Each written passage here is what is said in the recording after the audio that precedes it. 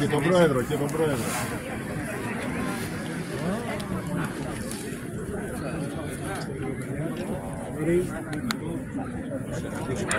Όχι, δε, τι? Πρόεδρε, μην φύγετε, να βγάλουμε κι εμείς. Παιδιά, να πατήσετε εδώ.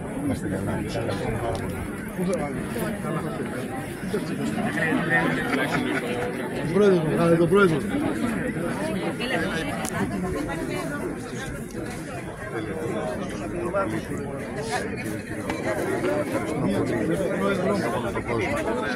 Αυτές οι στιγμές είναι μοναδικές, τα νέα παιδιά τα οποία έπεσαν για τον Σταυρό. Αυτή είναι η ελπίδα μας. Ο σεβασμός τους ποτές της κυβέρνησης να την καθοδήγηση.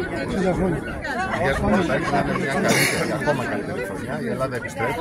Θέλουμε όλες αυτές οι επιτυχίες της χώρας μας, οι οποίες είναι πολύ σημαντικές, να περνάνε συνεχώς και στη ζωή των πολιτών. Να έχουμε αγάπη, υπομονή, να σκεφτόμαστε ειδικά τους οι οποίοι είναι μόνοι τους δήμαρχοι και να δίνουμε όλοι μας τις δυνάμεις εμείς που εκπροσωπούμε τον κόσμο για να ψηλώσουμε κι άλλο την Ελλάδα και να βελτιώσουμε τη ζωή των πολιτών. Να είστε καλά.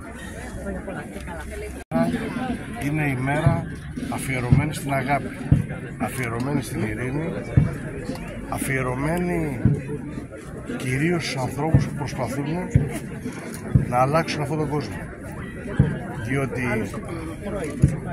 υπάρχουν πολλά προβλήματα, κυρίως παγκόσμια, υπάρχουν πόλεμοι, οι οποίοι είναι για εγωισμούς ή για δικούς τους λόγους και είναι άδικο, τουλάχιστον το 2025,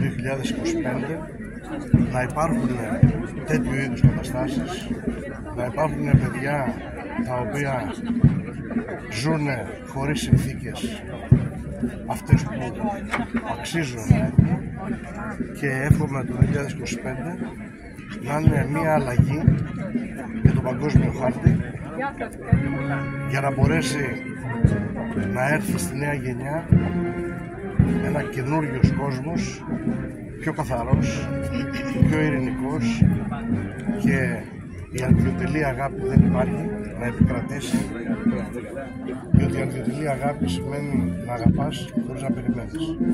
Αυτή είναι η μεγαλύτερη κουβέντα και η μεγαλύτερη ευχή που μπορώ να δώσω για το 2025 σε όλα τα παιδιά.